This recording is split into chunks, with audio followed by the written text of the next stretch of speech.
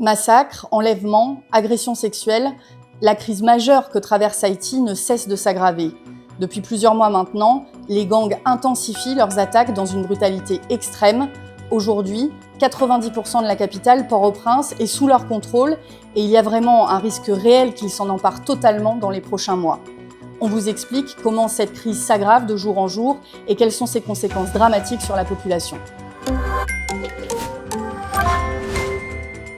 En février, ces groupes armés ont mené plusieurs attaques coordonnées pour accroître leur emprise sur différents quartiers de la capitale, Port-au-Prince, et s'approcher au maximum de Pétionville, l'une des rares communes de la capitale à être hors de leur contrôle pour l'instant et qui abrite de nombreuses institutions et ambassades. Et ces violences dépassent même les frontières de la capitale. Fin mars, les gangs ont pris d'assaut le commissariat de police et la prison de Mirebalais, libérant 500 détenus. Aujourd'hui, c'est tout un pays qui est pris au piège. Les gangs pillent, tuent, violent, terrorisent la population et leur nombre dépasse même largement celui des effectifs de police.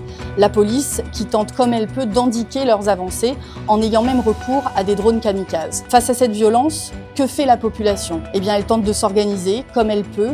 Policiers et civils créent ce qu'on appelle des brigades de vigilance, des groupes d'autodéfense, mais eux aussi ont recours à la violence, comme par exemple au lynchage de personnes suspectées de faire partie de ces gangs. Et dans ce climat de terreur, la colère monte. En avril, des milliers de personnes ont manifesté dans la capitale, Port-au-Prince, pour dénoncer ce climat d'insécurité et l'inaction des autorités. Sur le plan humanitaire, la situation est dramatique. En un an, le nombre de personnes déplacées a triplé. Plus d'1 million d'Haïtiennes et d'Haïtiens ont dû fuir leur logement et se retrouvent aujourd'hui sans accès aux services essentiels, que ce soit l'eau, la nourriture, un abri ou des soins. Une personne sur deux aujourd'hui en Haïti est en situation d'insécurité alimentaire aiguë et les violences sexuelles explosent. Aujourd'hui, ce sont 6 millions de personnes, soit plus de la moitié de la population haïtienne, qui ont besoin d'une aide humanitaire d'urgence.